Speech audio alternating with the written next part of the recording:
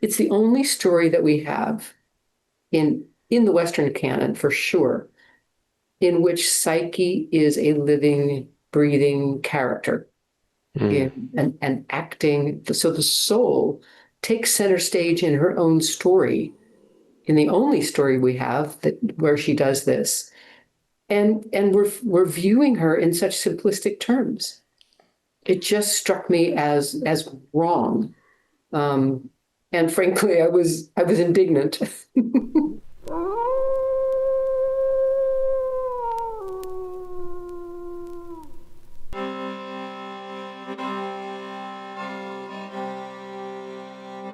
Elizabeth Nelson, thanks so much for joining me on the podcast. Thank you so much, Brian. It's good to be here. Yeah, I've been looking forward to it. Maybe to begin, could you help me out with your middle name? There's a Gaelic middle name, and I always have trouble with, I think it's Gaelic, but I always have trouble pronouncing those because the spelling is always a little misleading. The spellings are strange. Yes, it's pronounced Éowyn. Éowyn, okay. And we're here to talk about Eros and Psyche, this old story that's sometimes referred to as a myth, although I don't feel like that's quite accurate because it feels more like a folk tale or fairy tale in terms of its structure. So I've been thinking of it as a folk tale that features mythic characters. I think that's a good way to describe it. Yes. Yeah. It has been described as a fairy tale by some scholars and as a myth by others, but I like your definition. Hmm. Yeah, Von Franz wrote about it in her book on the Golden Ass, which is the novel in which it's told by this old woman character. I wonder, like, maybe you could just start by giving a little bit of your background and your first encounter, if you remember it, of this story. Yes, I don't remember the first time I read it. Frankly, my interest in the story kind of snuck up on me. It was many years ago when I was planning on a dissertation topic, and I had a completely different idea. And then I found myself sitting in a circle with a group of students saying out loud for the first time, "I think I'm going to write about Psyche's knife." And I just said it, and I had no idea what I meant. It just sort of popped out of my mouth.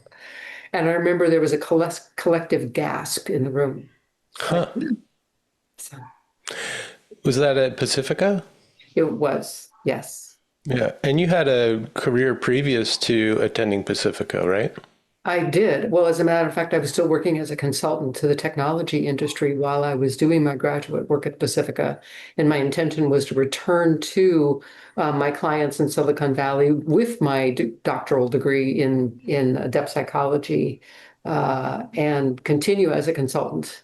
And that ended up not working out, and I ended up stepping into teaching. Opportunities opened up for me. So it became my second career without me planning it at all. Hmm.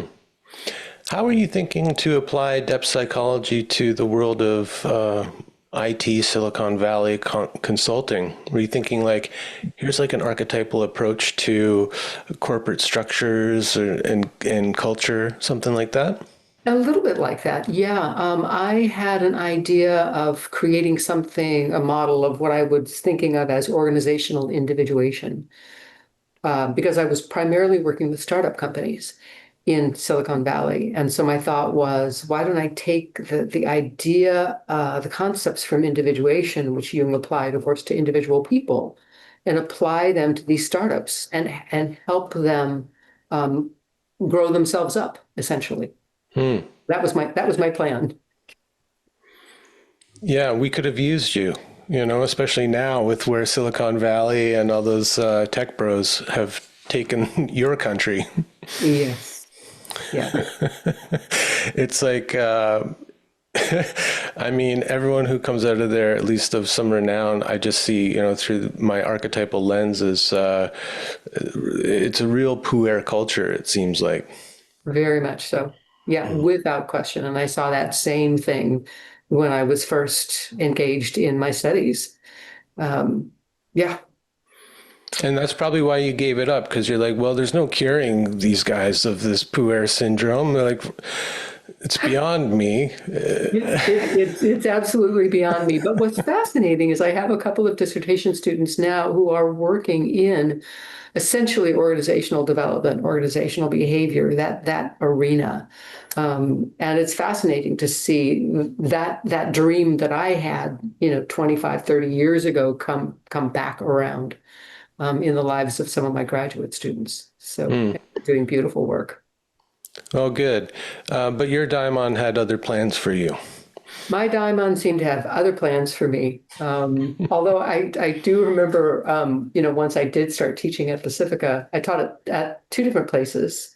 When I first started teaching an art institute in Los Angeles and then at Pacifica. But I remember my mom saying to me, "You're a born teacher," which was such a wonderful thing to hear. So, Yeah, nice.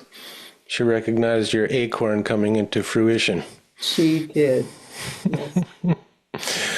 Okay, so you're struck by this image of Psyche's knife, and you decide to go into an exploration of this old story. Is it worth giving some context to the story, like giving a little more context than what I just offered in terms of the story, like where it comes from? Do you feel like that's significant? I do think it's important. So the text that we have is from a second century Roman novel by Apuleius. And that's probably the one that you were referring to a little bit earlier. But there is some idea that in the oral tradition, the story existed for much longer, maybe another 500 years older, something like that. But the text that we have is from the Golden Ass. Or metamorphosis, as it's also called, right? Yes. Yeah, and remind me again, I remember it's an old woman who is telling the story, and I think the story takes up like a fifth or a fourth of the novel, so it's a quite significant part of it. But do you remember the context in the story of the novel, why the story is told or how it's told? As you're saying, it is a story within a story, and it is part of the oral storytelling tradition. And it's an older woman speaking to a young woman who's about to become married. So that is essentially the setting. But what's interesting to me about the author, Apuleius, is he was a devotee of Isis, who was a Hellenistic god. Obviously borrowed from the Egyptian tradition, but then given a kind of a classical coloring, if you will. So there are just like every myth, there's bits and pieces from different cultural areas that contribute to the story. Um, yeah. And we might infer by the old woman telling it to a young woman who's about to be married, and I think feeling like anxious about that, that there's something about this story that's meant to prepare this young woman for the adventure she's about to embark on. Yes, I would say so. Although this is not the story I would tell a young bride if it were up to me. It's a pretty scary story for a young woman about to be married. So it's intimidating. Yeah, but I don't know. People back then, maybe they were made of like tougher stuff, or life was tougher, so they needed, it's like the grim fairy tales. They're pretty brutal They are. in a lot of ways, and things have gotten so soft, especially in like recent years. We've got people rewriting the old fairy tales and myths and kind of cleaning them up for today's audience. Yes. Well, and you'll still see in anthologies of this tale, and frankly, in interpretations of the tale, there's a certain amount of cleaning up that goes on, which is something that irritated me. And I think that's why the story chose me. Perhaps I chose it. There were very many resonances between my life and elements of the story, I think, that I could see in retrospect. Yeah, and I found that doing research for this podcast. It'd been a few years since I visited the story and thought about it, and I told you before we started recording that I was trying to find like the full story translated with all of the detail, nothing left out, and I found so many summaries. Even more kind of detailed translations, but nothing that was complete, and I eventually found the complete text on teoe.com. It ran about 20 pages when I printed it out. And the other most detailed account I could get of it, I think it was published in like 1915. I can't remember who did the translation, but that ran about 5 or 6 pages, something like that. And so there's a lot of detail that was left out, and I think a lot of significant detail from reading your book. And I do think that these stories do grab us. Yes. I feel like stories are living things. I often think of them as the dreams of our ancestors, and they'll grab certain people at certain times in their life, maybe to be retold, maybe to be re-explored. I had a very similar experience with the story Iron John, which a lot of people had just read Robert Bly's account of it and taken that as like the kind of final word on it. But there's something about this character who really, he just grabbed me, and he showed up in my dreams, and I'd wake up in the morning with like his voice in my ear, whispering the secret of the story in my ear. And I had not a totally different take, but there was some added detail that I was noticing that I felt wasn't accounted for in most of the interpretations. And so Psyche's knife, a small detail in the overall story, but significant to you and maybe significant to our reading of the story. Well, yes. I mean, I think it's very significant, and I think it's incredibly convenient that so many retellings of the story drop the knife out of the narrative. I mean, we have an image. If anybody who knows the story just a little bit, we have an image of this beautiful young woman holding a lamp at the bedside of her lover, Eros. She's never seen him before. She discovers that rather than a monster, so to speak, he's actually the most beautiful god that she's ever seen. But what we conveniently forget is that in one hand, she's holding a lamp, in the other hand, she's holding a double-edged, razor-sharp dagger. And I think dropping the knife out of the story is a way of sanitizing our understanding of this young woman's psyche. Mm-hmm. And what I think what we miss, well, there are many, many things that we miss, but one of the things that we miss is the way that the soul is sharp and pointed and ruthless. And those are just some of the associations to a dagger. There are many, many other associations. But the sanitized version presents Psyche as, kind of a ninny, to tell you the truth. Mm-hmm. I didn't like her very much. Do you think it's worth it to kind of walk through the story scene by scene and draw out some of the themes that are running through it? Sure, that would be fine. All right. Well, let's go back to the beginning, at least where the story begins. So once upon a time, there's a king and a queen, and they have 3 daughters.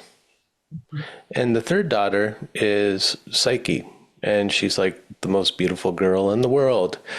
Now, what stood out to me, which I hadn't seen mentioned in the interpretations, like right from the get-go, we've got the third sister or third daughter. And I notice in fairy tales, it's always like the third brother or the third sister who is the one that doesn't quite fit in, who ends up being a kind of a problem child, becomes the protagonist of the tale that unfolds. So do you think that's significant in this story? I think it is. And certainly we see that her 2 older sisters play a very important part in the story later on. But she is the third She is the person in the family that stands out partly because she's so incredibly beautiful that no one will approach her. She's already a, quote, more than human character. She's more like a divinity. And so she's treated with a sense of awe and reserve by the community.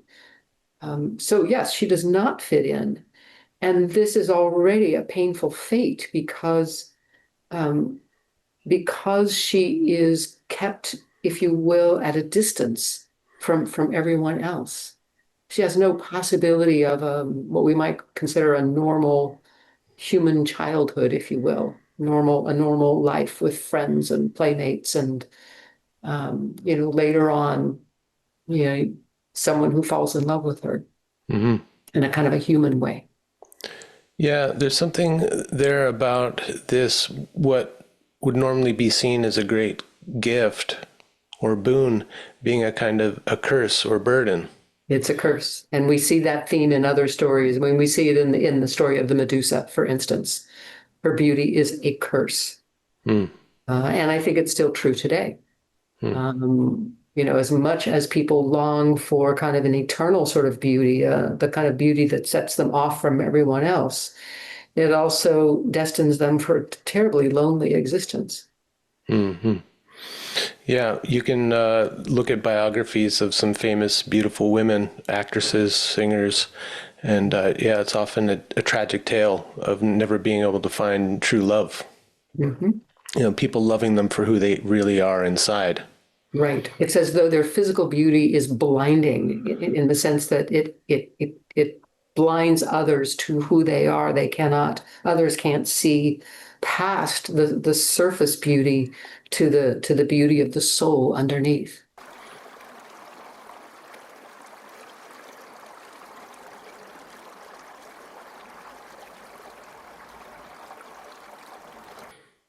Yeah, and that's a theme that comes up in the story later in terms of her asserting herself and through making decisions and things like that, right?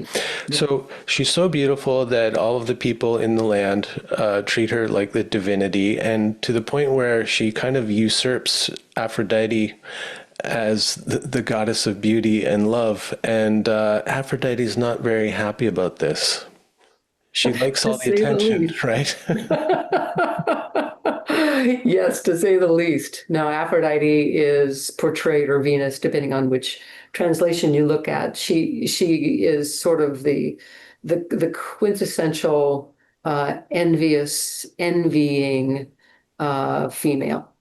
Um, yes, well, and as a goddess, the goddess of beauty, it's her right to want to be worshipped. So the people in the community begin mistakenly worshiping this girl, this young Psyche, and they neglect the altars of Aphrodite. And that is the one thing that gods don't tolerate is neglect. So she's justified in her rage, in her anger. Mhm. And I mean, I think about how in like maybe starting with the golden age of Hollywood, us, the public, start worshiping these screen idols and start neglecting, the real divinities. Mhm. And I Yes. wonder, what effect that has on the soul of our culture. Oh, I think we could record several more podcasts just on that topic. Right. Yeah. Yeah. Yeah, it's all about the superficial beauty that we worship, and we fail to look deeply into the soul of something. And that takes time and attention. Um, it's a capacity, if you will, it's a skill to pause and really look deeply at someone, into someone, if you will. Hmm. Yeah, and the superficial beauty is so transient as well. Like we're not worshiping the eternal a quality of beauty or divinity, it's always changing. Who's the next hottest young ingenue to come along the scene, right? And there's something about that that I think is hurting us, actually. I agree with you. Mm. And it is terribly transient, this kind of superficial beauty. It's very tough on older women in particular in this culture, but I think it's tough on older people. Hmm. The allure of youth. And Hmm. we forget the beauty that is so very important in our elders. Mhm. Yeah. It often makes me sad to watch newer movies and see how women actresses who are, maybe past 40 or maybe even sooner, they start to get a lot of cosmetic surgery Oh to yeah. keep their visage young. And there's something that as I age, I find older women more and more attractive. And there's something about the aging process that I think deepens the beauty, because it tells the story of a lived life and a kind of acceptance of oneself. And when I see, we just watched a show with Nicole Kidman, and man, she's done so much to her face that I can't see her as the character because I'm kind of distracted by Mhm. the falseness of her face, which I Mhm. find kind of sad. Yes, I think it's tremendously sad. I agree. Okay, so Aphrodite, she's so angry that she decides to curse this young beauty who's competing for her devotion. Uh, can you tell what the curse is? It's an interesting one. I think maybe there's a couple layers to it. Oh, I think there's a couple of layers for sure. Yeah. And like many curses that we see in fairy tales, the curse kind of backfires, if you will. Right. So she sends her beloved son Eros to shoot one of his arrows at the young woman, such that she will fall in love with a monster. She'll fall in love with the very first thing she sees, which is a monster. Um, and and what we see instead is, of course, Eros is a dutiful son, so he flies down to shoot one of his arrows at Psyche, and instead he falls in love with her. And he knows that he's being disobedient. He knows he's not supposed to have anything to do with this young woman apart from delivering the curse, if you will. But what he does is he whisks her away to a golden palace, a place where all of Psyche's needs are taken care of, except the need for companionship, because she's entirely alone. All of her needs are taken care of, but she has no companions, nothing, um, except Eros, who she never sees, who flies down every night, and where they enter what are called the combats of love in some translations. But basically, they engage in lovemaking every night, and then he leaves before dawn. And the one unbreakable rule is that she may not look at him. Mm-hmm. One of the details that stuck out to me in this revisiting of the tale was that his arrows aren't just, in the simplistic way we think about Cupid shoots the arrow of love, makes somebody fall in love with somebody else, right? Mhm. Pepe Le Pew falls in love with the skunk or whatever it is. But all the arrows in his quiver have a kind of a different flavor or function. They have a different effect based on the type of arrow, which was kind of interesting to me. I don't know if that really matters to the overall story, but I just thought that was an interesting detail and maybe speaks to the different kinds of love or the different ways that we fall in love, like that there's more variety in there than just the simplistic falling head over heels in love. Yeah, there might be some significance to that. And certainly there are many different kinds of love. But if this is the detail where I really look at the genealogy of Eros, because he is Aphrodite's son, and she is the goddess of love and beauty and desire, sort of sexual allure. So in this case, I think the poison on the tip of the arrows is meant to be a kind of an intoxication, the sort of thing that we feel when we first fall in love with someone. Um, it is a sort of an ingredient that enters our bloodstream and alters our thinking and our behavior for some period of time. And it does not last. This in love stage, this intoxication phase eventually diminishes and something else takes its place. Mm. Yeah, and I think the detail there is that doesn't he nick himself with his own arrow or shoot himself accidentally, and that's why he really falls in love with her? Wasn't there a mishap in that way? Not at that point in the story. A little bit later in the story, when Psyche finally develops the courage to see who she's been sleeping with for the last, I don't know, at least several weeks, several months, possibly.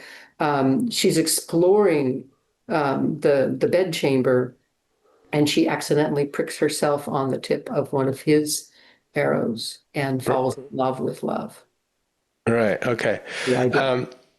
Yeah, there is okay. So I've, in this revisiting, I know we're going to talk about Psyche's knife and why it's important, but I had this other experience of reading this story again. I think the first time I read through it and thought about it, I was thinking of it as a kind of a failed initiation.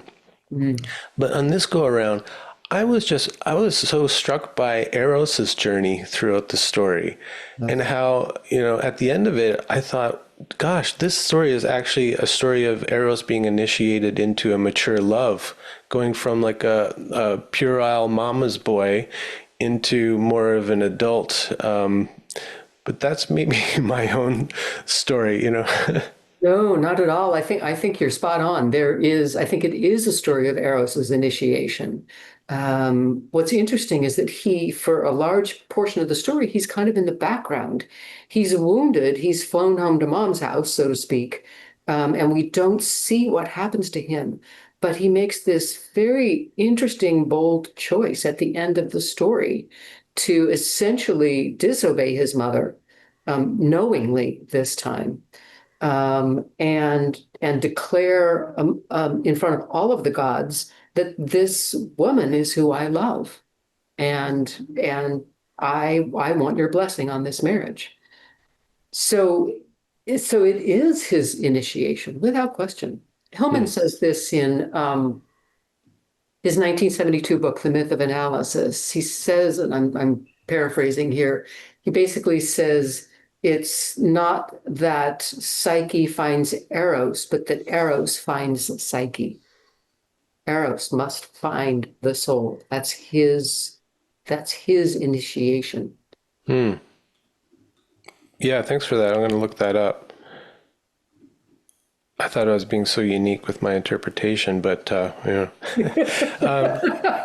we all? well, you know that line that Hillman loved quoting. I think he attributed it to the German Romantics, something vague like that. But tell me what you long for, and I'll tell you who you are. Mhm, mhm. Well, in working with story and being in kind of storytelling circles and things like that, it came to me, the way I put it now is, tell me your interpretation, and I'll tell you what you long for. Yes. Because there's something, it's the way we interpret the story, I think, is telling us about ourselves and what we really long for. Without question. And that was certainly part of my motivation and why I ended up focusing an entire book and an entire dissertation on the knife. It's just this tiny little detail in the story.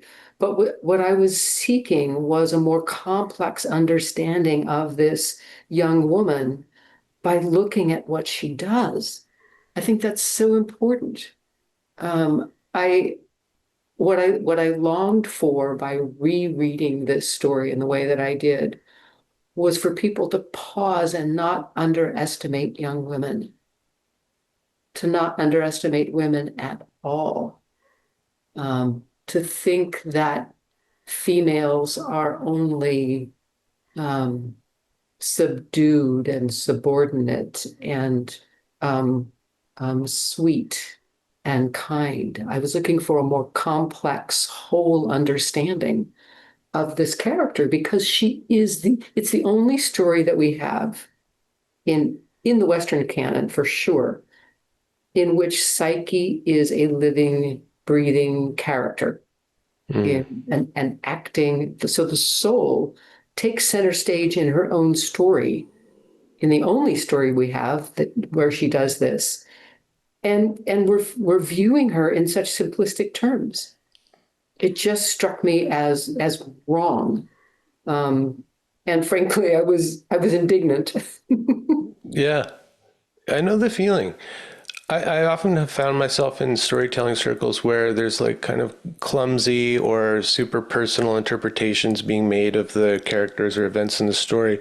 I find myself like the trickster in me wants to stand up and speak for the character in the story who's being degraded in this way or objectified.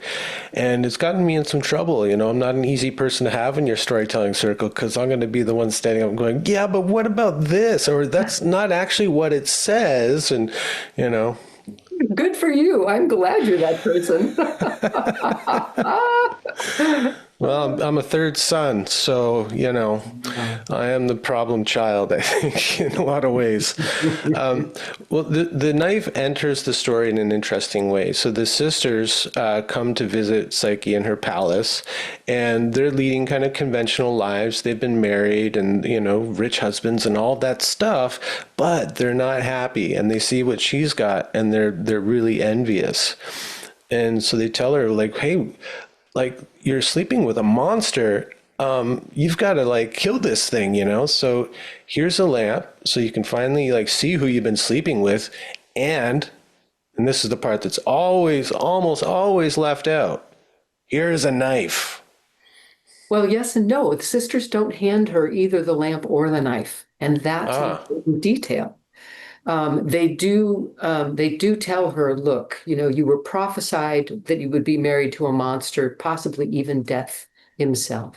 So, and you've given us two different stories about who you're sleeping with, so we don't believe either one of them. We don't think you know who you're sleeping with. So isn't it high time, girl, that you found out who you were sleeping with, right? mm-hmm. So far, so good. That's good advice. You know, it's a good advice to know who you're sleeping with. Yeah, right. I think that's good advice. Um, but they leave her after delivering this very strong message, and Psyche is the one who spends an entire day just in torment.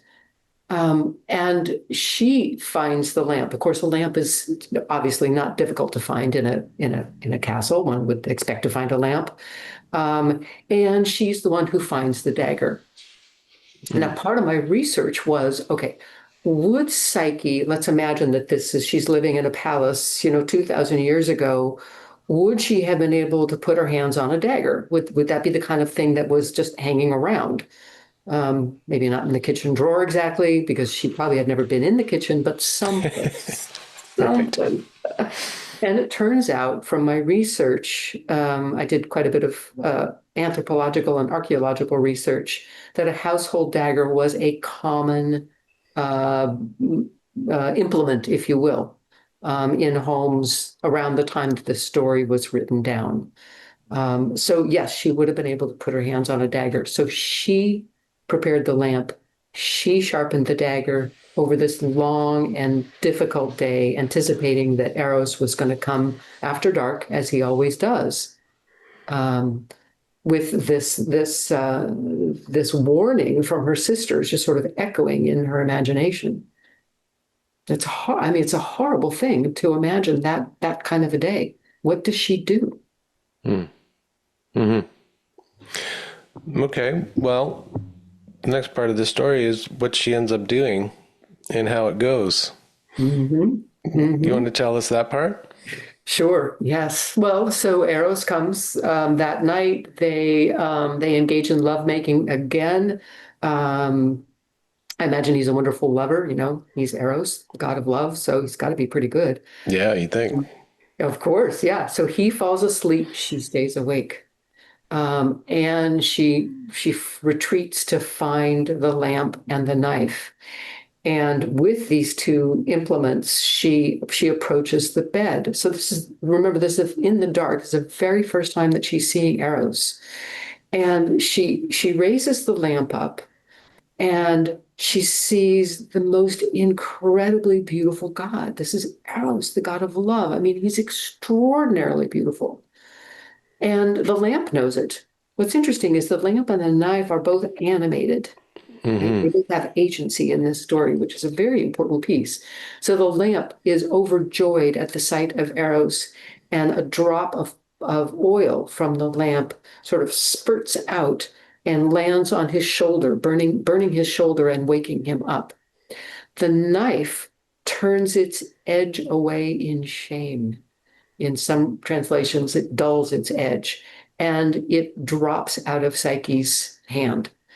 So the idea that the knife is appalled that it might have been involved in killing a god. So the lamp is overjoyed, the knife is ashamed, it drops to the floor, and we never see the knife in the story again. So it truly is a kind of a bit part. I mean, it's just there for a moment and then it's dropped and it's gone, which I think explains why so many interpreters, Jungians who are well versed in this story, don't even mention the knife. It's there for a few seconds and then it's gone. So at that point, of course, Eros wakes up. He sees that Psyche has disobeyed him. He sees that she's seeing him, and he is outraged at her disobedience. And you go into a great amount of detail as to like what kind of knife this would be. And I found that really interesting, that this isn't like a little pocket knife or a carving knife or something, but these daggers were could be 14 to 20 inches long. You could, hold them with two hands, double-edged. This is not like just a little pinprick dagger that you'd hide underneath your dress or something like that. No, this is not a ladylike knife. This is a household dagger. Right. This is the kind of knife that you would use to chop the head off a demonic serpent who's been bedding you every night. Exactly. Right.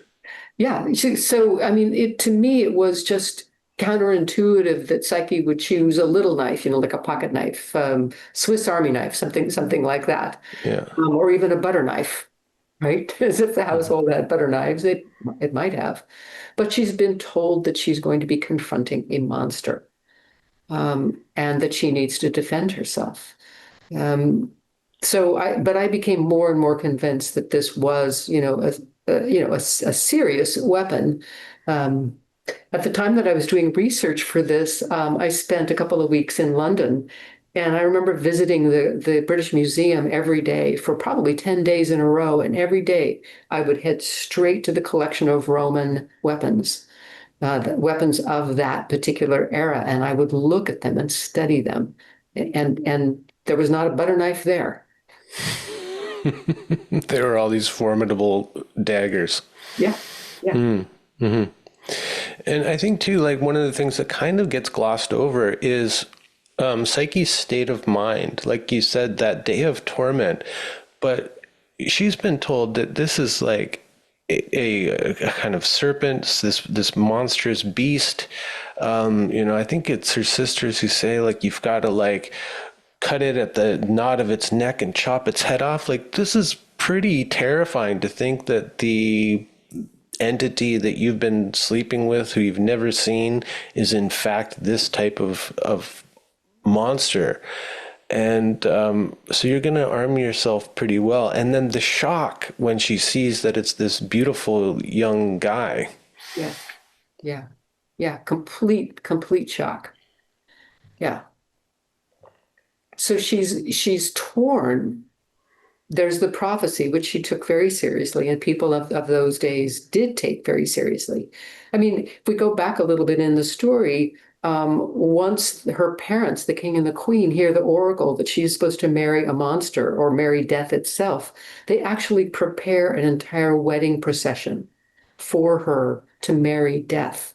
So they take these oracles seriously. So she's been told that but she's also at least half in love with as it turns out, this beautiful young man she's been sleeping with. Um, and what does she do? Yeah, it's absolute torment. Mm-hmm. Let's stick with the knife, like you've done, what James Hillman always impelled us to do, stick with the image. If there's an image that is significant to you, stick with it. Don't just interpret it away and say, well, it's her, her power. That's it. You go into a lot of detail exploring what the knife could represent in this story, and you don't just come to one reductive conclusion about it. So let's just talk about the knife and like the part that it plays on a psychological level here. Yeah. Oh, well, yes. I mean, I definitely followed the idea of sticking with the image without question. And for me, I approached this story in following Jung and the way that he worked with figures, the autonomous figures of the psyche. I loved the part for example, in Memory Streams Reflections, where he talks about walking up and down the garden with Philemon. So my thought was, okay, this knife has captivated me. There's something, it wants to be understood. Psyche wants to be understood. I need to stay with it and find out what it wants me and us to know about itself. And so there were many different things that I said. But what's fascinating to me is that I ended up organizing the book into 5 major chapters because I had a dream of a 5-bladed knife. Oh, I missed that part. Okay. Well, I don't think I tell that part in the book, but I followed that dream. It was a 5-bladed knife, and I even drew a picture of it. And I thought, okay, this is, there are at least, 3 or 4 or 5 things that we must say about this knife. And of course, the first association that virtually everybody has is, oh, that's the phallus. That's a phallic symbol. That's an idea that Psyche is actually an animus captivated woman, right? She doesn't have her own penis. She wants one, so she uses the knife. So knife is phallic object. We're done. Right. Right. And often like it's phallic in the way that it represents the masculine principle of intellect, discernment, right? Cutting through that kind of thing, right? Right. Yes. And in that sense, one of the things that I found is, yes, it is a phallic object. Yes, we do need to look at that. But what was fascinating to me was that it was a dagger. It was double-edged. And so this idea of the knife as a knife of discrimination, differentiation, separating this from that, obviously it's related to the alchemical stage known as separatio. But because this was Psyche's knife, the knife of the soul, this is a knife that has all of the deep feeling associations, the deep interiority that we associate with soul. So it's not the intellectual knife. It's, if you will, a knife that partakes in feeling as well as intellect. It's a much more difficult knife to wield. It requires more skill because it's just a matter of saying, well, this belongs to that category and that belongs to that one. It's like, how do I feel? And so one of the things I compared it to or discussed is the fact that in Jung's typology, the rational axis has thinking on one end and feeling on the other. But both of them require, the reason they're on the rational axis is both of them require a process of deliberation. It takes time to differentiate one idea from another, one person from another, one feeling from another. And this is what Psyche has to do. She has to sort out. So even before she gets to the first task, which is sorting the seeds, and In fact, all of the four tasks, in a way, are separatio tasks. And I talk about that. Even before that, the knife is suggesting to her that there is a process of distinction, differentiation that we must engage in.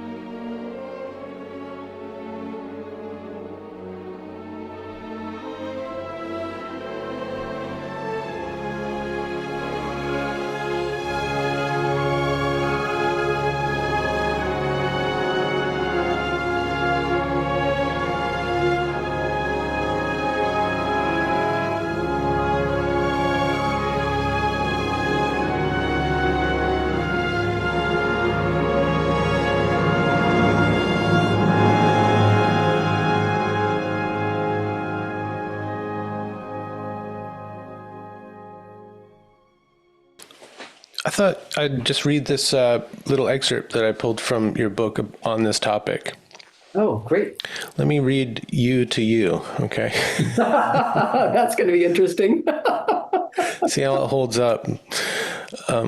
Like other knives, Psyche's knife is an image of the human capacity to differentiate, focus, prioritize, and choose. Since this is the soul's knife, however, it partakes of the qualities we associate with soul, which include warmth, depth, mystery, feeling, and attachment. Above all, a knife that belongs to the soul, found and used in the presence of Eros, reminds us that knife-like actions affect our shared reality, the intersubjective field where you and I are both separate and not separate, distinct and fundamentally related. And you go into this in quite some detail, and there's an idea that this knife cuts apart, but it also cuts together. And I think you quote, it's an Edinger quote maybe. It's a poem by David White, actually. David White, but I think Edinger gets into that, something about the cutting together as well. Yes, he does. Yeah, it was either him or Eric Neumann, I can't remember. But anyway, that's really intriguing to me. I just love for you to like tease that out a little bit. So the cutting apart we get, differentiation, discernment, all of that. But cutting together. It's a paradox. I think perhaps the best way to imagine this is that every single one of our actions, particularly what we see in this story, because it's an intimate setting, and we are talking about two lovers. But every single one of our actions does affect another. It affects our own lives, of course, but it affects another as well. And there's a sense in which when we separate from someone, or when someone is separated from us, let's say by death, let's say someone, a beloved dies, or a dear friend or a colleague dies, there's a sense in which that is the action of the knife in the sense of the separatio, the distinction. But that person doesn't go away. That person is like, there may be a separation, but very often what we feel is the ongoing presence of that person in another way. And there's also a sense in which cutting apart and cutting together remind us of what Jung spoke about in Mysterium Conjunctionis, about the unus mundus, the sense in which everything is related. So our knife-like actions are effective at one level, but they are, I'm not sure I want to say ineffective at another, but we don't throw things away. Mm-hmm. Maybe it's a matter of struggling a little bit for words here. Maybe it's a Yeah. matter of cutting but keeping, cutting but not discarding. Mm-hmm. Yeah, here's what I'm feeling about it. There's like, and I'm thinking in terms of like human relationship, but maybe any kind of relationship, in terms of like the two lovers. They're coming into this undifferentiated union. It's in the dark. She hasn't seen him, and there's something about the cutting, the separating, that allows one to be actually in a more real, authentic, whole relationship with the other that wasn't previously available because there was too much union or merging, something like that. That's where I'm at with it. Yeah, I think you're right, and I speak about that in the book as the presence of Aphrodite and Artemis side by side. So Aphrodite as the goddess of love and desire and sexual intimacy, Artemis who is remote, stands tall, really she's one of the few goddesses in the Greek tradition that is wholly untouched by Aphrodite. She's a goddess of the wilderness, of childbirth, but she is a kind of a remote figure. And so there's this sense in which great intimacy calls for great solitude. Um, and in some respects, a genuine love grows out of the space between. We need that space between in order to see the other in all of their beauty, in all of their wholeness. And this is one of the things that's so difficult, I think, for a lot of couples, and I guess maybe in some friendships too, is how do you find the solitude within intimacy? Yeah, gosh, I wish I had it at hand, but there's a quote that's somewhere in the recesses of my mind from a poem or something that talks about love being two individuals in solitude together, or something like that. So there's something here about what I feel is like a different stage of love or a mature love, like that. There's that first stage of the intoxication that you spoke of, and the deep infatuation where we fall into love, and we're a fool in love and all of that, and we kind of lose ourselves in love. All of these words are lyrics from songs over the decades, right? But then there's a certain point that may come along in some, as each individual is on their path of individuation, then the relationship individuates and becomes more complex. The one becomes two in like this kind of alchemical way after the separatio. And then in the way I see it is then a third is possible, which is like this deeper sense of commitment that isn't naive or intoxicated, but it's conscious.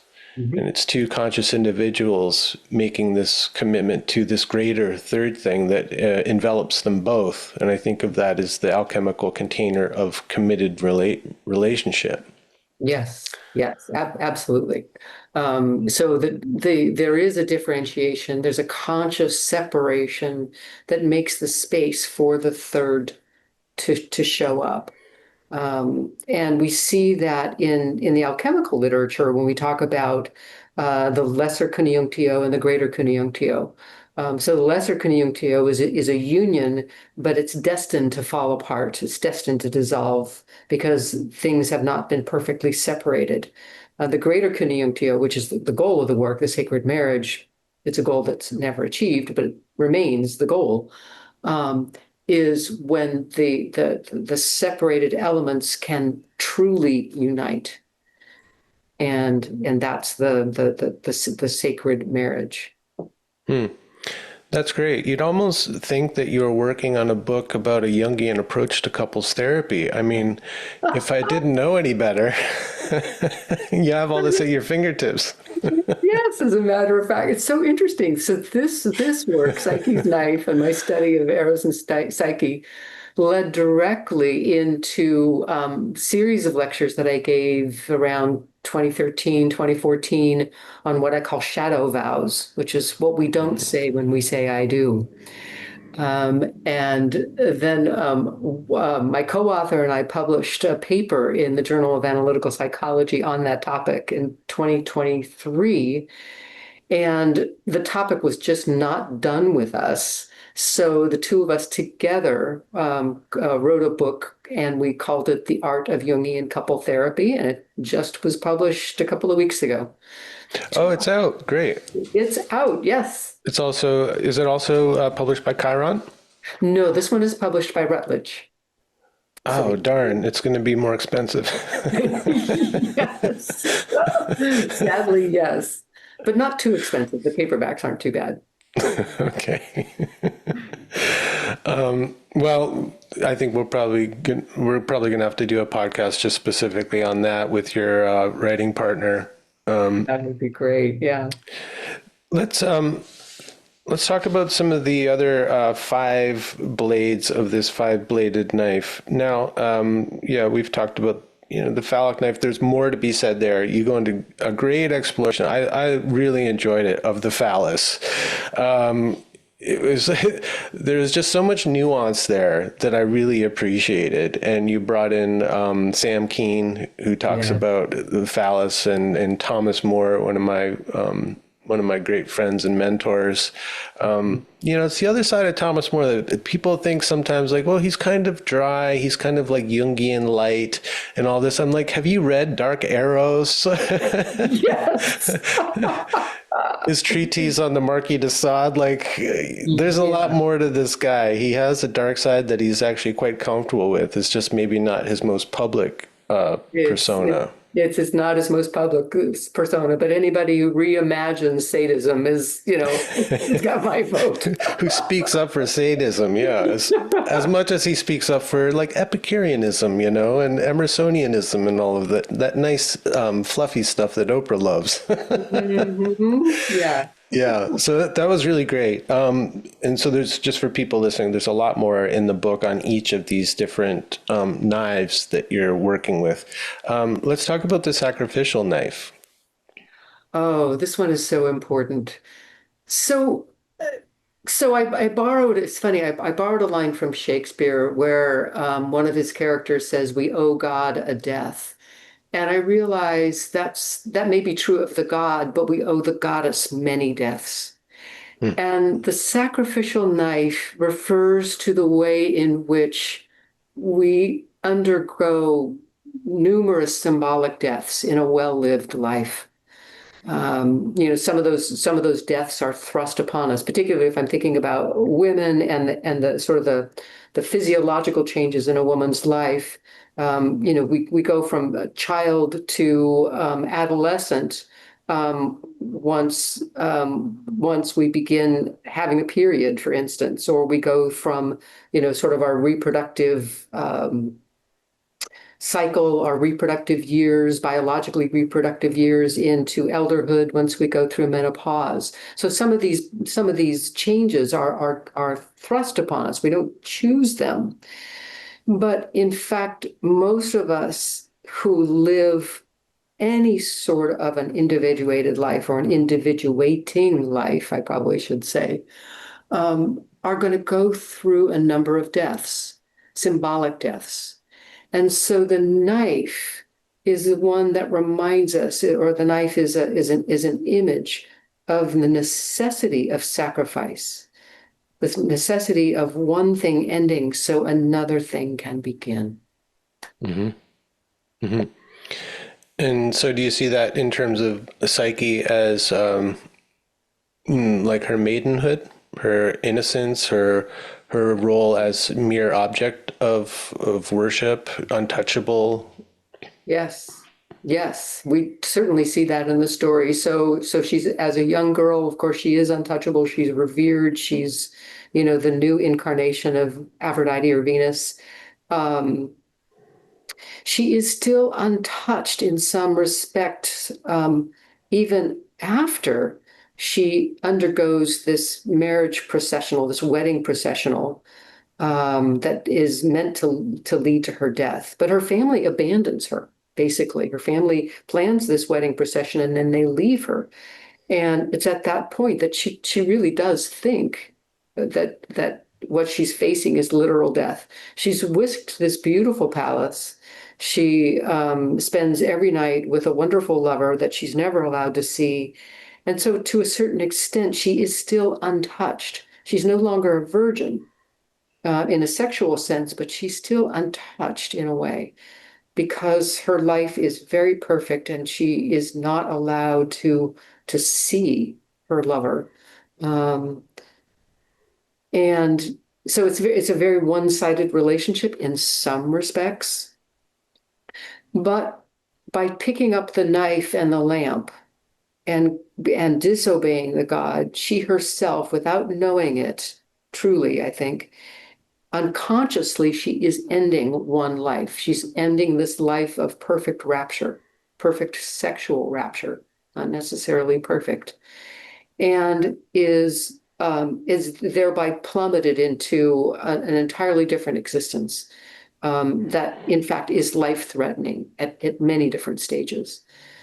But I think it's a necessary sacrifice. That's the knife that says, we're done. Mm-hmm. You need to move towards something else. Mm. It just popped up in my mind, though, that there's also like the knife in a way shows up and helps her disconnect herself from that family story that is kind of ruling her life up to that point. And it's kind of severing that, cutting the ties to that so that she can be her own person and make her own decisions and all of that, right? Yes, absolutely. So the marriage to death or to a monster is a kind of a forced separation. She is being moved out of that family. Right. Forcibly out of that But family. then there's that moment where the light comes on. She realizes that the story is false, the Mhm. story that she's been told and indoctrinated by and all of it. And so that is what I'm talking about, that moment where she sees her lover for who he is actually, Yes. Yes. right? Yes. And Yeah. is kind of like enlightened of that illusion or something like that. Yes. Yeah. She's released from this kind of fairy tale. It's Yeah. interesting. She's released from this fairy tale existence where all of her needs are taken care of. And she comes face to face with someone who is literally not a monster, but I think symbolically quite monstrous. Right.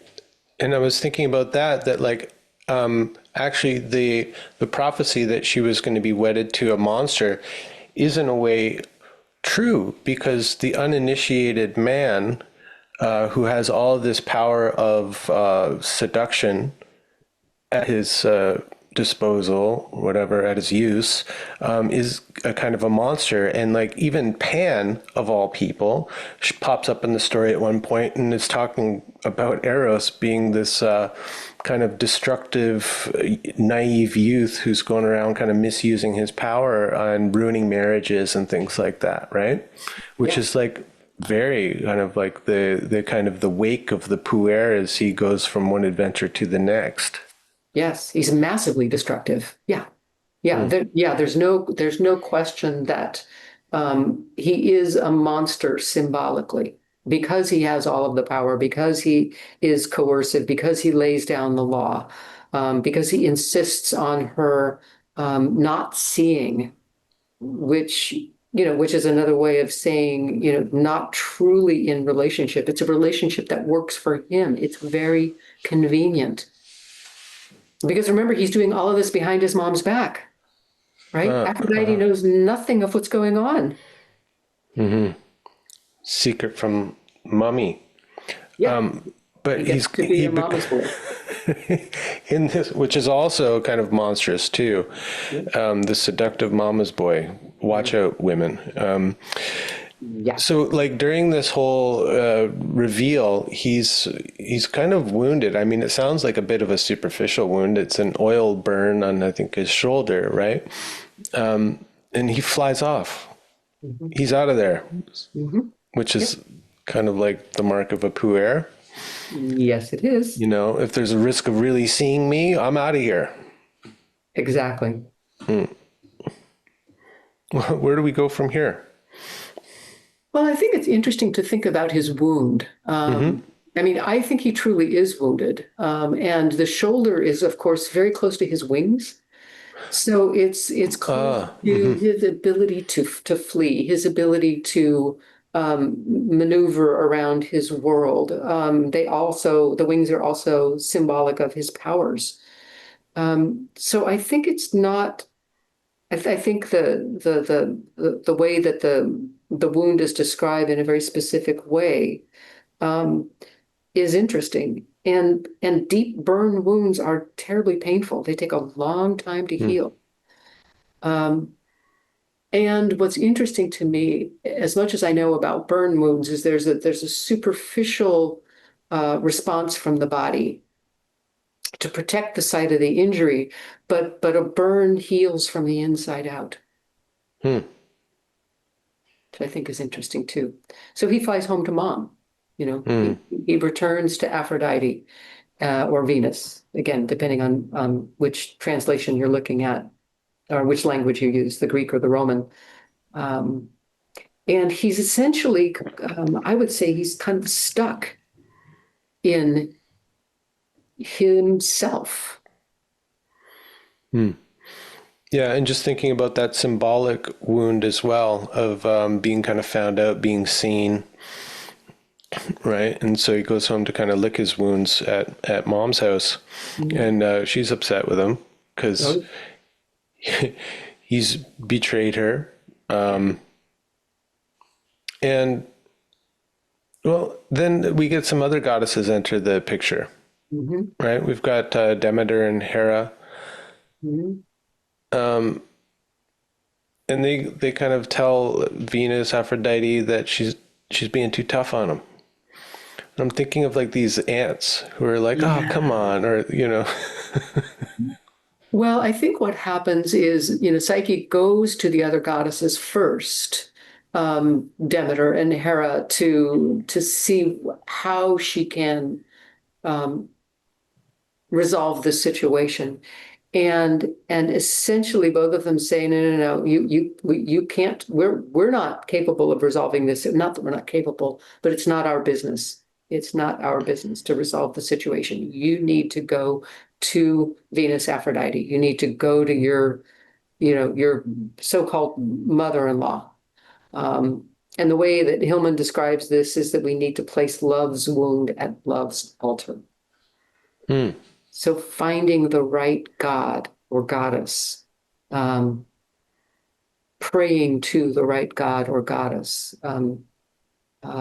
honoring the right god or goddess is also part of this individuation process for Psyche. She has to separate the gods, has to differentiate them. This story, because of the way it ends and who is born of the union, reminded me, or maybe really brought home to me, just how much differentiation there is in the Greek pantheon. My first exposure to polytheism was probably through Hinduism, through my kind of interest in that and through yoga and things like that. And I thought, wow, isn't it amazing that they've got all these different gods to account for different aspects of life? But then when we look at the Greek and like not just the big myths, but all these like smaller myths and stories, you get so much differentiation. It's like there's a deity for like everything I can think of. And even within that, there's differentiation. It's really remarkable. And so I've become, I can appreciate why Jung and all the post-Jungians and all that, why they focus so much on on the Greek world, not just because it's the kind of root of our Western civilization, but I think because there is so much differentiation there, that it really reflects the polyvalent nature of the soul. Yes. Yeah. Yeah. It's really a wonderful pantheon. And as much as they are separated and quite distinct, they're also, fundamentally involved in each other's stories too. So there's some connections as well. It's fascinating. Right. Yeah, and the genealogy, I mean, they're all related somehow through some, Yeah. which just speaks to, yeah, how all of these like aspects of ourself are all in relationship, right? And so it gives this nice picture of this kind of cacophony of voices. Like when I was doing my research, I came across this incredible, I think it was like a fresco, but it was like the banquet of Eros and Psyche, or of Cupid and Psyche. And it had like all of the kind of gods who showed up at the real wedding. And it was just, I mean, it's amazing. It's like the Last Supper times 100, with all this crazy shit going on and like all these wild figures all hanging out together at the same party. And I mean, if that's not a great image for the kind of the wild polytheistic soul, I don't know what is. It's definitely much more, it speaks to my soul more than like some kind of like, here is a circle, this is the self, with a bindu in the middle, or some kind of, or the Protestant cross or something, like. Yeah, no, I feel the same way about the polytheistic psyche. It's much more interesting. It offers so many different paths to wholeness, if you will, if that's our goal, which of course for Hillman it was not, but it shows the subtlety and the intricacy of all of these different aspects of who we are. The other thing that's great about these stories is, as you're saying, that all of these gods are related. It's one big dysfunctional family. Right. And they're all, I mean, almost every single drama, comes down to some sort of a problem, either of love or power or both. You know, which is why I subtitled the book, Psyche's Knife, Archetypal Explorations of Love and Power, because that's what's going on here. It's fascinating. Yeah, and all the things that it brings up, though, the jealousy, envy, anger, rage. I mean, it's kind of like all in this story. It's very rich. Okay, so you want to get to the trials? Is this a good place to talk about, what what is it? It's Psyche trying to do right by her mother, I guess, is Aphrodite her mother-in-law at this point, or kind of, or? No, not really. I mean, you could say it's convenient to say that Eros and Psyche marry, once he retrieves her from the edge of the cliff and whisks her to his palace. Right, that's right. That's important. It's kind of like a marriage, but it's not like a legitimate marriage that's been witnessed. Exactly. It's not like a conscious marriage. It's a marriage of convenience in a way. It's a marriage for his convenience, primarily. Yeah.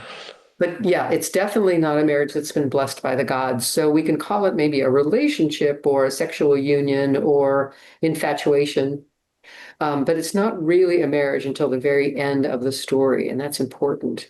But these four tasks that Venus Aphrodite imposes on Psyche, this is where most Jungian interpretations land. They focus on these four tasks, and the four tasks are important. But often they're laid out as a kind of a template for individuation or something like that, which I'm like, come on, really? Yeah. Yes, there is no template for individuation, folks. But there's four tasks, and Jung always thought that four was the number of wholeness. I mean, look at the seasons, the cardinal directions, yada, yada, yada.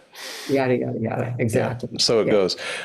By the way, I just have to interject this. You included this great quote from Jung, which was a new one to me, but I'm putting in my back pocket for some of these highly those kind of storytelling groups where people are just ripping apart the story with their interpretations. But I love this. You said Jung speaks about the monotony of interpretation when our approach to an image, a dream, or a myth has become doctrinaire and hence sterile.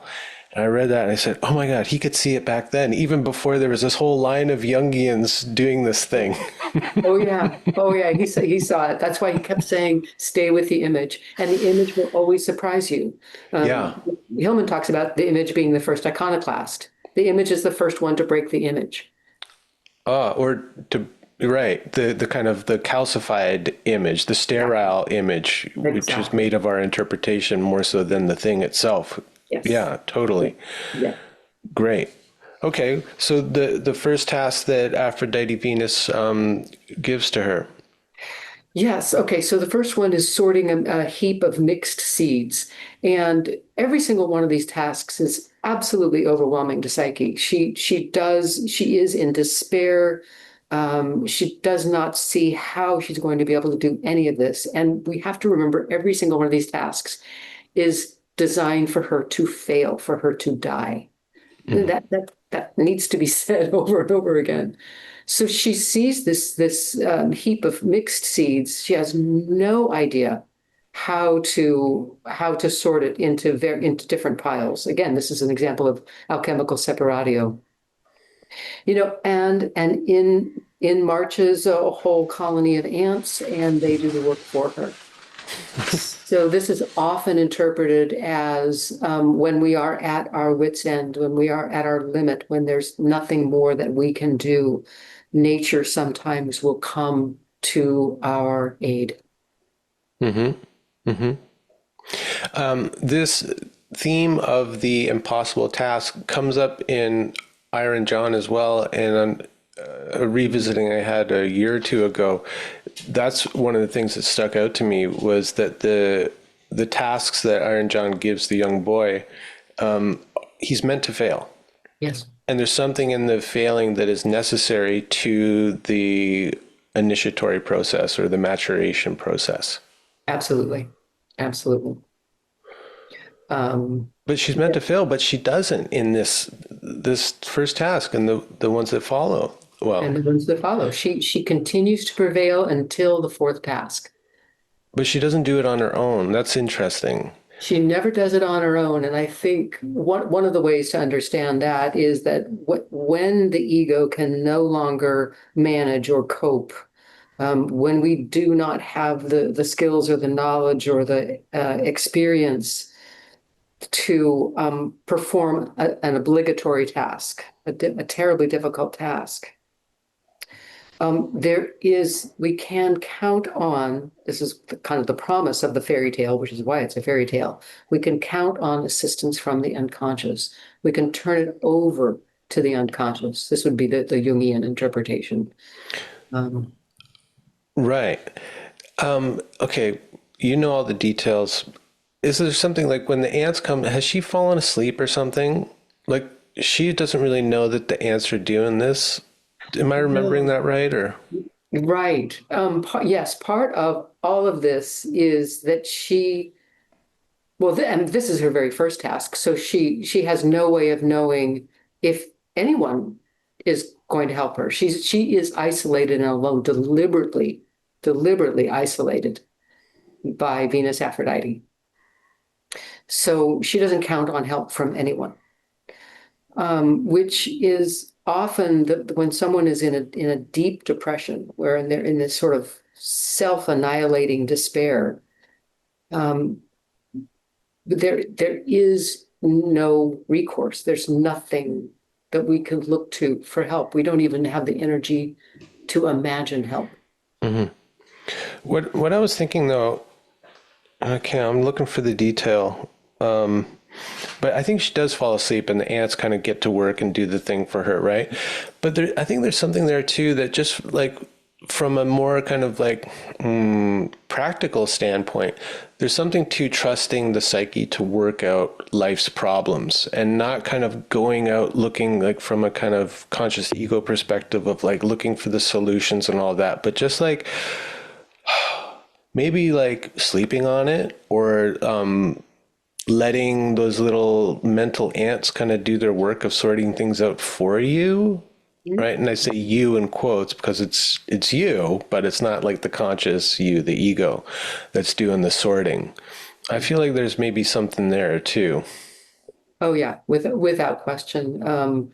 I think we I think that certainly is a Jungian approach, which is to take the problem or the situation as far as you can consciously with your conscious understanding, and then leave it to the psyche, sleep on it, if you will, or take a nap on it, something like that, and Hmm.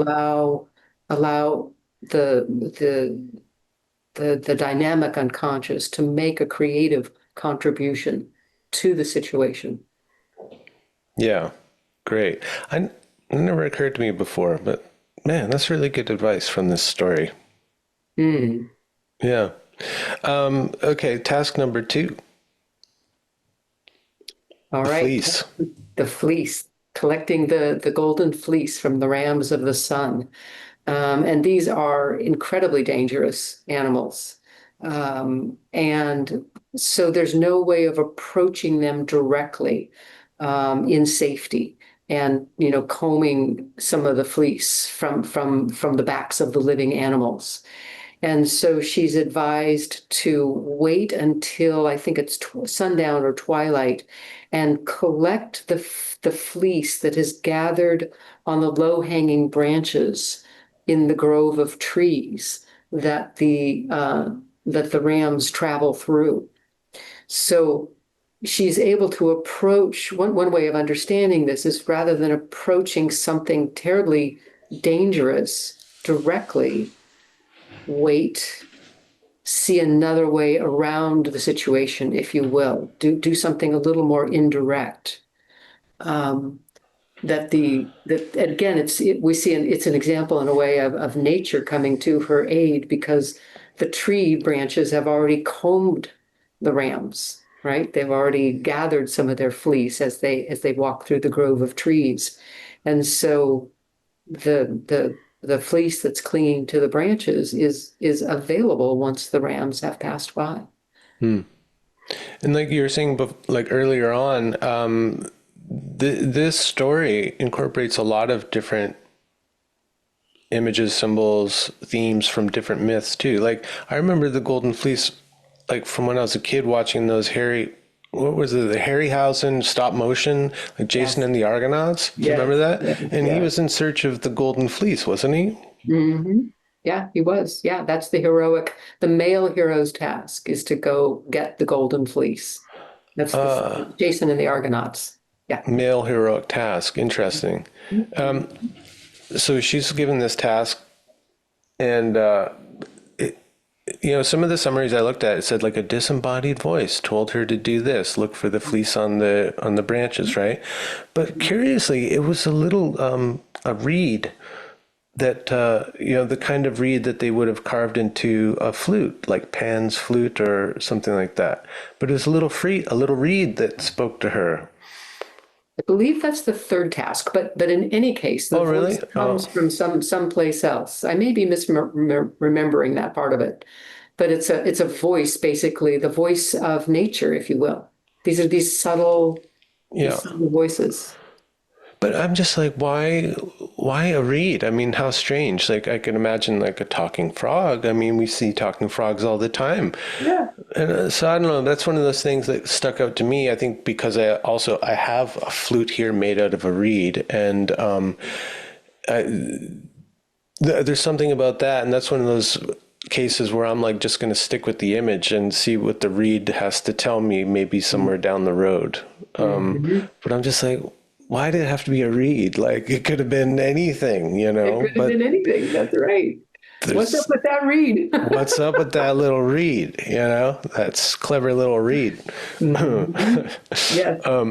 There's more cleverness in nature and more wisdom in nature than any of us knows. Hmm. I think that's part of Psyche's individuation is that she's learning to relate. Her world is getting larger over the course of the Hmm. story, until the end, which I find unbearably sad, but that's another topic. But, her world is getting larger through these tasks. Yeah, right. Yeah, I'm starting to listen to the voice of nature. Yes. Yeah. Okay. Task 3. Hmm. I So mean, this is another one that incorporates a lot of different there's different things going on in this one too. It's not a simple task. Not a simple, none of them are simple, but this one she needs to collect water from the deadly river Styx, the one that's deadly even to the gods. And so what she ends up doing is an eagle comes to her aid, and it flies down and scoops. I think in some cases, in some translations, it's a crystal goblet of water, and then brings it to her. So again, it's a matter of extraction, if you will, or taking just what you need. Just a little bit of fleece, just a little bit of water, but it's delivered to her in a goblet so that she herself doesn't have to touch the poisonous water. Hmm. Well, and the helper is an eagle, which is associated with Zeus, Yeah. right? Who in this case is kind of like her future father-in-law. Yeah. Who, going back to the beginning of the story, he was involved with the whole the prophecy, Yes. right? Like the curse. And so he's like helping her out now. Yeah. It's very interesting. The things and beings that come to her aid um, are for her completely unexpected. Not anything that she could have arranged herself. Um, she doesn't even have the wisdom really to ask for help. She's just in despair. She's just feeling so overwhelmed. And yet there are helpers all along the way. Hmm. And there, yeah, sometimes like you'll see like an interpretation of it, and she's kind of like portrayed as this like hapless girl who's just kind of bumbling through these tasks, and good thing that she's got these beings helping her out along the way. But I like your read on it that her world is expanding, and if we kind of read in one way, like of reading her character as kind of like an ego's journey toward more depth and wholeness and relationship with the big ass self and all of that, that's it's different than just like this hapless maiden who's being helped out by all these nature beings. Yeah, no. I think to misunderstand the depth of her despair is to misread Psyche's story. Hmm. I think anyone who has been in any kind of a serious depression probably knows just how dark and hopeless that state is. It's crushing, and you don't think it's ever going to end. Right, and I think at different points in the story, she's right on the verge of committing suicide. Yes, she is. Yeah. Yes. At least a couple of times she wants to take her own life. Pan actually is the one. He with the reed flute is the Yeah, one right. Yeah. that convinces her not to take her own life, but instead to go seek her quote mother-in-law. Hmm. Well, in the final task is she's supposed to go down to the underworld. So it's like the kind of the depths of that despair in a way, taking her right down to the underworld itself. Yeah, taking her right down to the bottom. Yeah. Yeah, the task is to collect a box of beauty ointment or cosmetic from Persephone, who is the queen of the underworld, basically the queen of the dead. So it's it's very interesting. It's a very interesting piece. So she has to do a couple of very specific things to be able to get to Persephone in the first place.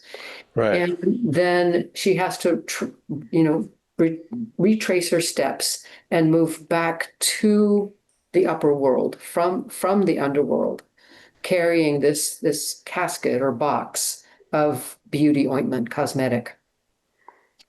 And to me, this is the saddest part of this entire story. She's just about to succeed with this task. She's done everything right. She's got the box of beauty ointment. And she thinks that with all of the trials that she's undergone, that she's grown ugly and that Eros will not love her. because she's now ravaged with all of the despair and the grief.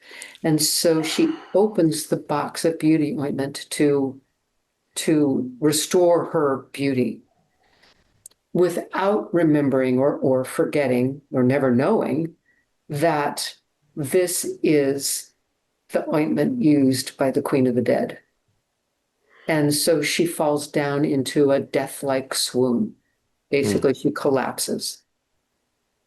And I find this so sad because it's this distinction we were talking about earlier between outer beauty, which of course was how she was known at the beginning of the story, and inner beauty. I mean, she has demonstrated her incredible courage and and love, if you will, of Eros through these four tasks. She's doing all of this to get him back, so to speak, to return to him or have him return to her, which is a kind of a sort of interior beauty. She has become a psyche worthy of the name through these four tasks. It's a point that Hillman makes in The Myth of Analysis. She has become psyche worthy of her name. We would not have a soul worthy of her name without enduring these tasks. So she's thinking about her external beauty, not the internal beauty that she has shown through her actions. But this is this crucial point. So this is where Eros enters the story again. And this is the point where I really believe that he shows that he's grown up. He is no longer a puer. So he sees Psyche. He realizes that he loves her. He returns to Earth. He picks her up and takes her up to Mount Olympus, where he openly declares his love for this who is a young woman at this point. Right. He openly declares his love. In order to do that, he's got to leave his mother's house, which I see as really significant. As a man who works with men a lot around these issues, it's like when the boy in the Iron John story steals the key, holding the wild man in his cage, steals it from under his mother's pillow. It's like he's got to claim his life from his mother. He absolutely has to claim his life from his mother. This is a huge step for him. That's a huge step for him. So he leaves mom. He captures, he picks up, he rescues, if you will, the Psyche who is near death or perhaps dead, brings her up to Mount Olympus. And not only does he face all of the assembled gods, he faces his mother. His mother is one of the assembled gods. And she is still opposed to Psyche. She still does not want her son to have anything to do with this young woman. So that's an incredible moment for a man. Yeah. Even with mom's disapproval, to claim your life anyway. To claim your life anyway, regardless of her disapproval. Mm-hmm. But Zeus goes, hey, you know what? I think like this kid's changed and maybe this thing is okay. Like he gives his approval, right? He does. In fact, he's the one that arranges the compromise. And the compromise is that Psyche will be deified. She will become a divinity. And therefore be elevated. Elevated, exactly. Like he won't be denigrated. Mm-hmm. She will be elevated, which is really beautiful. She will be elevated. It is beautiful on one level, and it does certainly pacify Venus or Aphrodite, which is Zeus's intentions. Because basically he says, look, you'll have a goddess for a daughter-in-law. What's so bad about that? So, mom's okay with this now at the end of the story. Well, and she'll be up here not distracting everyone from worshiping me down there. Yeah, that's the silver lining too. Yeah, for Aphrodite. Yes, absolutely. And the other thing that, of course, is so beautiful at the end of the story is that Psyche is pregnant with their child, and she gives birth, and they name the child Pleasure.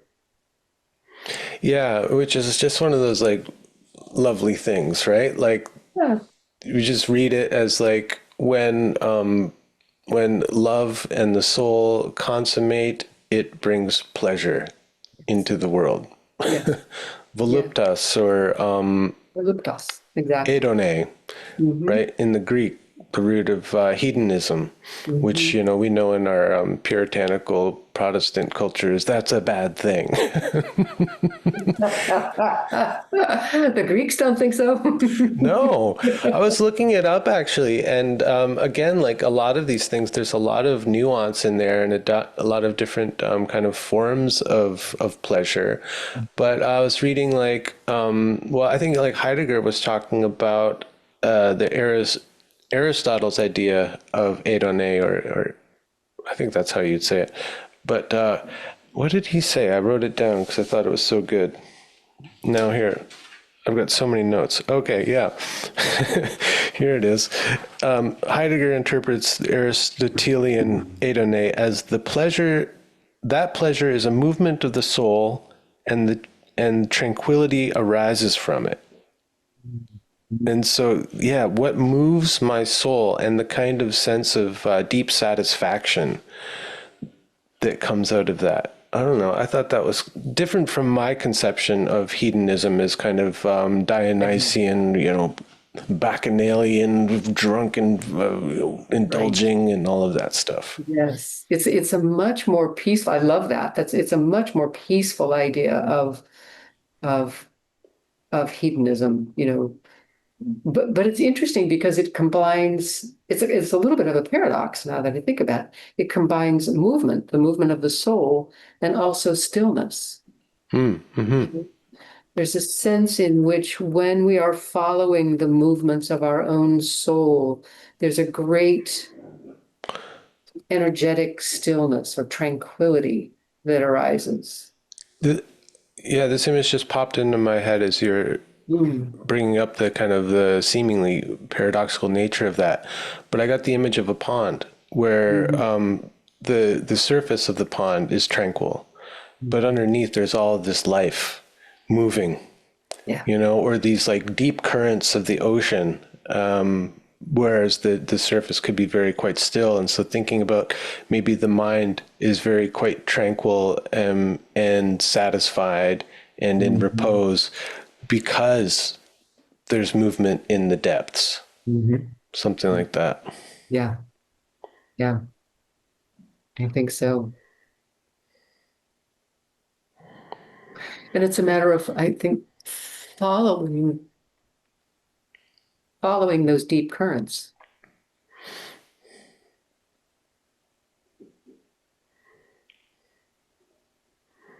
Mm. Right, like kind of what you were saying before about, you know, this kind of like easy read of the knife is intellectual discernment, but that because it's soul's knife, it's something about those deeper, following those deeper movements in leading your life, like in making the decisions, like listening to your heart, your gut, your loins. You know, how deep do you want to go? Right to the root of your being, not just what's happening up on the top level, you know, in terms of like rational, logical decision making, you know, what makes practical sense for my life. Mhm. Yeah.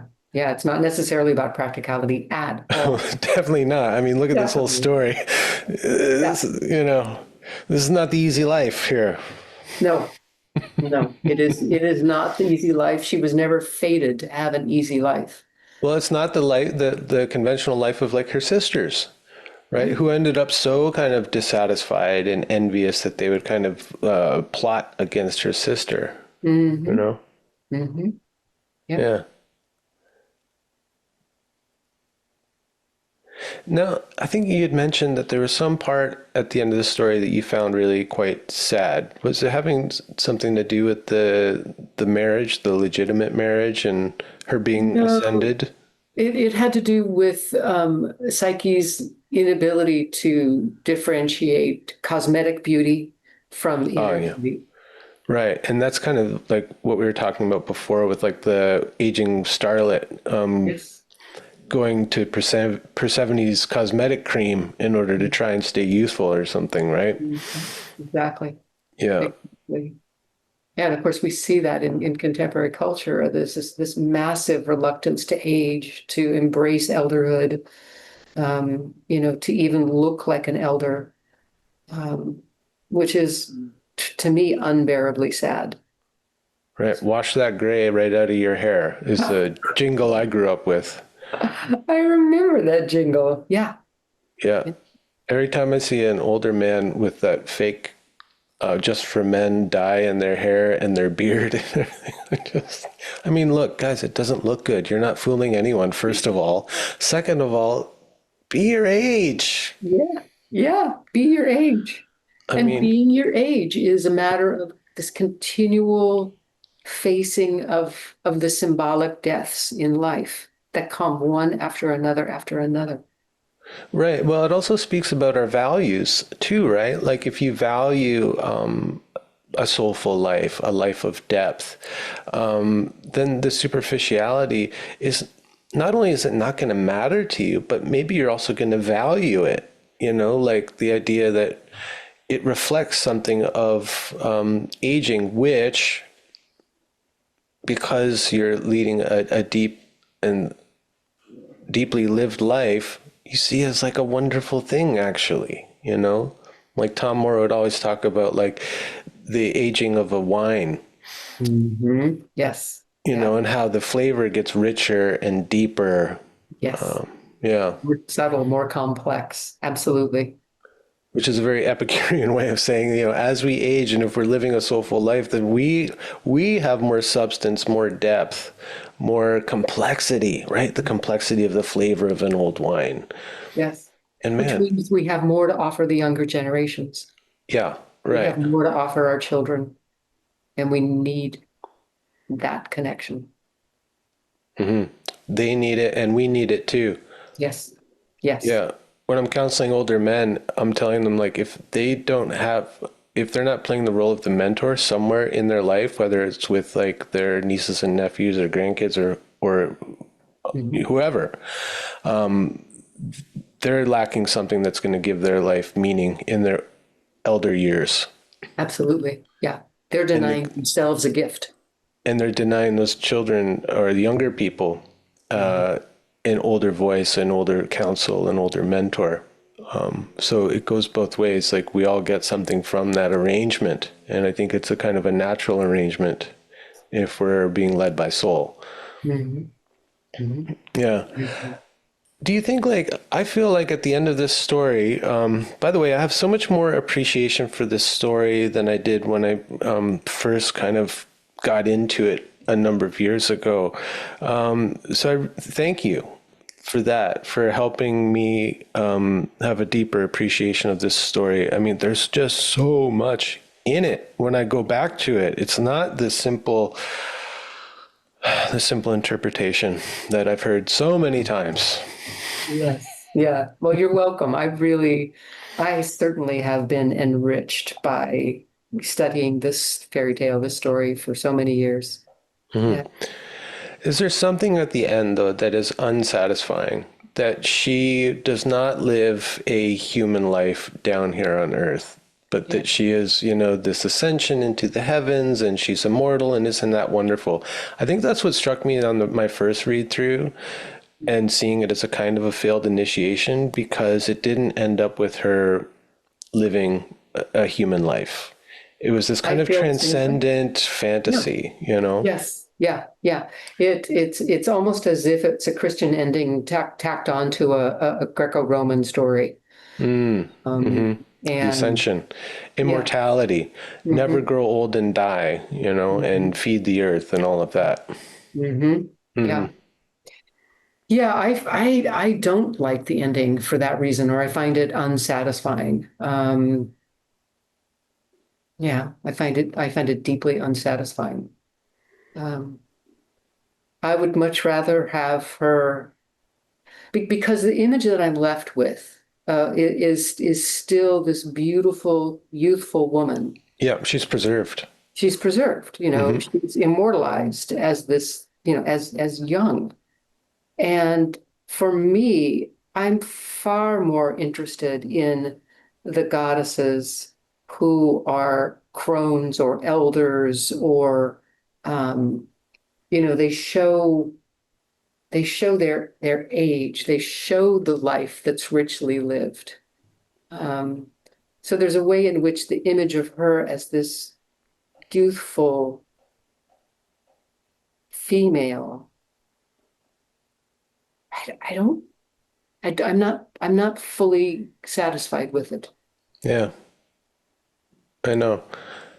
I almost Yeah. feel like a better ending would be actually for it to be kind of go the opposite way, for Eros to lose his wings and live on Earth with Psyche and their child and maybe many more children. Not just pleasure coming out of their union, but maybe they have a child named Wisdom or Enjoyment or I don't know, but that alternate storyline to me is like way more interesting, and it's kind of, I guess, the story I'm living out in my life with my wife is like, hey, if we stick with this thing, we've already seen in the past 20 years what's come out of it and how much we've changed and everything.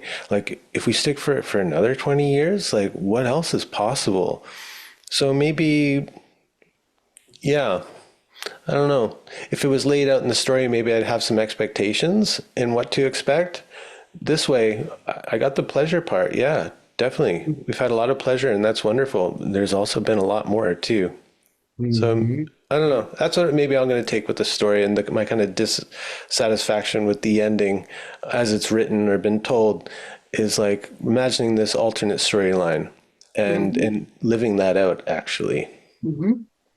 Well, and thinking about it, thinking about just about Eros as a figure of male initiation, it's fascinating to imagine him as a grounded puer, no longer Right. a puer, No, right? right.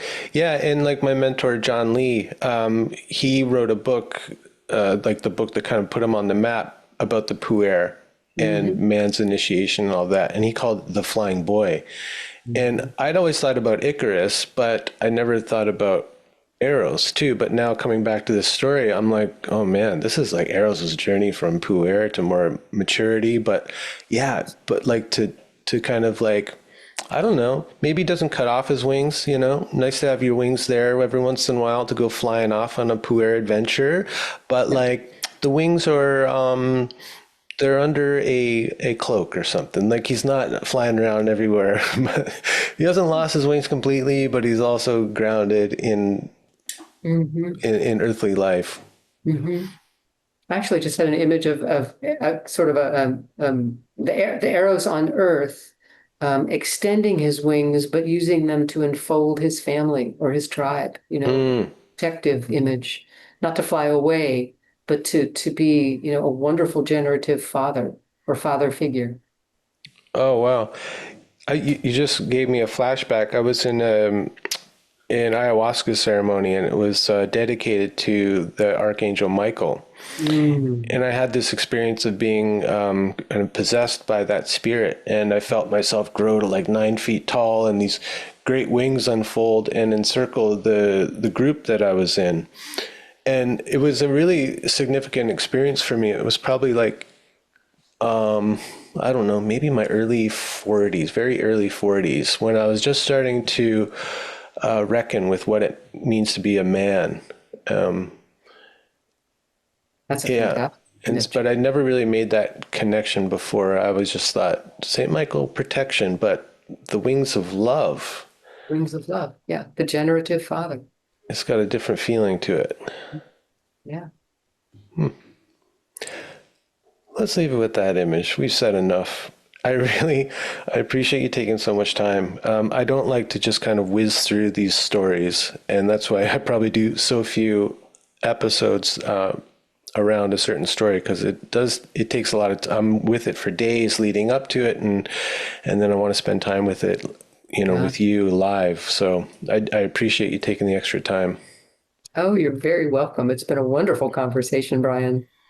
Yeah, I agree, and I feel like this story is just going to stick with me. You know, I'm not. It's not about me sticking to the image, but the story is going to stick to me for a while. I just have that feeling. It's not done with me yet. Welcome to my world. Yeah, The yeah. story is not done with me yet either. Isn't that great though? To Yeah. not just like okay, I've got Marie-Louise von Franz's interpretation. I've read it. I've kind of memorized the main points. Now I'm kind of done with it. What's the next story? You know? Like, man, I can imagine, like, maybe there's only 3 or 4 stories that I've really lived through deeply, in a life. I'm not out there to collect a whole bunch of trophies from my wall, you know? But sometimes these stories just grab you and they don't tend to let go. Yeah, I mean, I'm revisiting 2 stories that I've been living with for years, decades, and every time I go back to them, I find some new nuance, some, piece of gold in the story, and it's wonderful. So cool. Mm. Well, like I said, we're going to have you back on to talk about the Jungian approach. What did you say? The Art of Jungian couple therapy. art of Jungian couple therapy. Thank you. Yeah, I think that'll be really good too. I think I can't wait to read that book, by the way, because I haven't come across any kind of approach to couples therapy from a depth perspective, and I appreciate that you bring more than just Jung into that conversation. Just personally, you're also an appreciator of Hillman, who's my guy, and others. Yeah. So, Great. Well, I look forward to that conversation too. all right, we'll talk to you down the road. Thanks. All right, Brian, take care.